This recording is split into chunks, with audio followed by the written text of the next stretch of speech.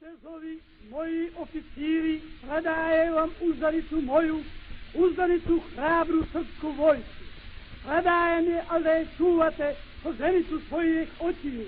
Čuvajte je gdje je za čuvanje, ali gdje treba živjeti i umreti, povedite smelo i odvažno. Ko junaka, slavnijeg predaka. Srpski vojnik neće žaliti mreti u ljutome boju za slobodu svoju.